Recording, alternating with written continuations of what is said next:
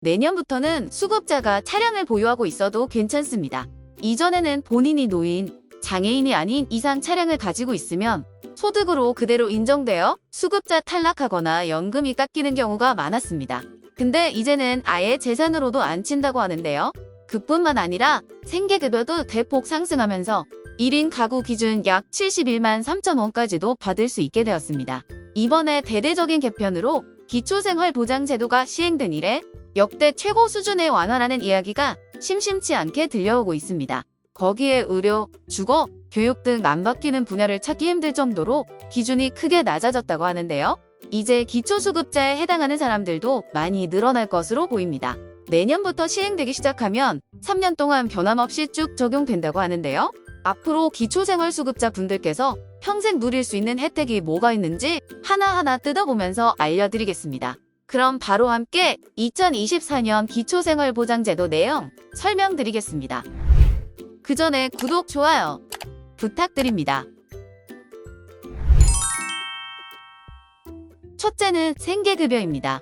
생계급여에서는 크게 자동차 재산 기준과 생계급여 선정 기준이 완화되었다고 하는데요. 자동차 재산 기준부터 보겠습니다. 앞으로 배기량 2000cc 미만의 생업용 차량은 소득에서 제외된다고 합니다. 생업용 차량이란 없으면 지속적인 소득 활동을 유지하기 힘든 차량을 말하는데요.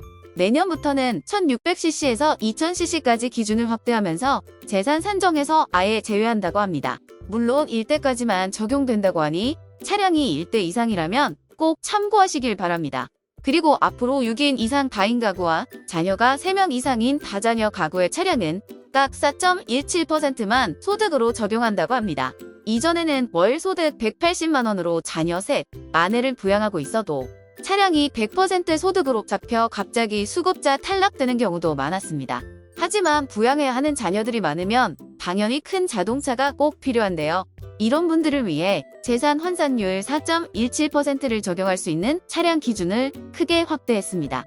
승용차의 경우 배기량 1600cc 미만에서 2500cc 미만으로 기준을 완화하면서 7인승 이상의 차량도 해당할 수 있습니다. 승합 자동차 같은 경우는 1000cc 미만인 차량만 가능하던 기준을 소형 이하의 모든 승합 자동차로 확대했습니다.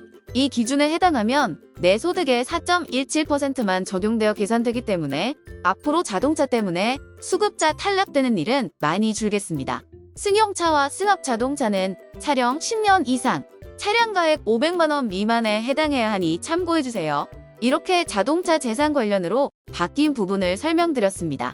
다음은 생계급여 선정 기준이 내년부터 어떻게 달라지는지 알려드리겠습니다. 2024년부터 기초생활수급자 생계급여의 기준 중위소득이 30%에서 32%로 상향되면서 매달 지원받을 수 있는 생계급여도 크게 올랐는데요. 가구별 지원받을 수 있는 금액은 다음과 같습니다. 1인 가구 수급자인 경우 내년부터는 약 8만 9천 원 인상되면서 월 71만 3천 원을 지원받을 수 있으며 4인 가구는 무려 21만 3천 원이 인상되어 매월 183만 3천 원을 지급받으실 수 있습니다. 물론 정기적으로 근로소득이나 사업소득이 들어온다면 원래 받을 수 있는 생계급여에서 정기소득을 제외한 급여를 지급한다고 합니다. 월 소득 100만 원인 4인 가구가 있다면 183만 3천 원에서 100만 원을 제외한 83만 3천 원을 생계급여로 받을 수 있는 것입니다. 한번 본인 가족이 생계급여를 얼마나 받을 수 있는지 계산해 보시길 바랍니다. 기초생활보장제도에서 가장 이야기가 많이 나왔던 자동차 재산 기준과 생계급여 기준에 대해서 알아보았습니다. 이제부터는 의료급여, 주거급여, 교육급여 순으로 설명드리겠습니다. 의료급여에서는 부양자의무 기준이 크게 완화되었는데요. 내년부터는 중증장애인이 있는 가구에서는 부양자의무 기준을 적용하지 않습니다. 의료급여 수급자분들에게는 정말 반가운 소식이 아닐까 싶은데요. 그동안 이 부양 의무자 기준 때문에 정말 상황이 심각해도 의료급여를 받지 못하는 경우가 많았습니다. 의료급여 기준에 대해서 간단히 설명드리자면 의료급여 수급자와 수급자를 부양하는 부양 의무자의 소득을 합해서 기준을 넘기지 않아야 하는데요. 의료급여 수급자는 중위소득 40%, 부양 의무자는 100%를 넘기면 안 됩니다. 그러니까 1인 가구인 의료급여 수급자 본인의 월 소득이 89만 원이 안 되어도 부양 의무자인 부모님의 월 소득은 3인 가구 기준으로 471만 원 이상을 넘기면 탈락이라는 것입니다. 하지만 앞으로 수급자가 중증장애인이라면 부양 의무자가 돈이 얼마나 있든 의료급여 대상자에서 제외되지 않는다고 합니다. 부양 의무자 때문에 의료급여를 받지 못한 분들은 이번 기회에 다시 한번 신청해 보시길 바랍니다. 그리고 부양 의무자 재산 기준도 크게 완화되었습니다. 내년부터는 부양 의무자 기본 재산액 공제 기준을 3급지에서 4급지까지도 확대한다고 하는데요. 쉽게 말씀드리면 재산 공제 혜택 기준을 낮춰 더 많은 사람들이 적용받을 수 있도록 한다는 뜻입니다. 거주지에 따른 재산 공제에 대해 더 자세히 설명드리겠습니다. 일반적으로 1급지는 서울, 2급지는 경기도, 3급지는 광역시 등 중, 소도시, 4급지는 그 외 지역으로 분류하는데요. 올해까지는 의료급여 수급자의 거주지가 1급지에서 3급지에 해당할 경우에만 1억 150만 원에서 2억 2,800만 원 사이의 금액을 공제받을 수 있었습니다. 즉 재산으로 2억이 있음에도 거주지 공제 혜택으로 훨씬 더 적은 금액이 재산으로 찍히게 되는 건데요. 하지만 내년부터 4급지인 그 외 지역까지 범위를 확대하면서 더 많은 사람들이 공제 혜택을 받을 수 있도록 하는 것입니다. 또한 공제 금액도 크게 확대하면서 1억 150만 원부터 2억 2,800만 원 사이에서 1억 9,500만 원부터 3억 6,400만 원까지로 공제받을 수 있게 되었습니다. 그동안 얘기가 참 많았던 의료급여 부분도 많은 부분이 개선되는 것 같아 다행입니다. 다음은 주거급여입니다. 주거급여도 선정 기준을 크게 완화했습니다. 올해까지만 해도 기준 중위소득 47%까지만 주거급여 수급자에 해당했는데 앞으로는 48%까지 확대하면서 최종적으로는 50%까지 늘리는 것을 목표로 한다고 합니다. 내년 기준 중위소득 48%는 이 표를 참고하시면 됩니다. 1인 가구인 경우 월 소득이 약 107만 원 이하로 4인 가구는 월 소득이 약 275만 원 이하로 찍히면 주거급여 수급자에 해당합니다.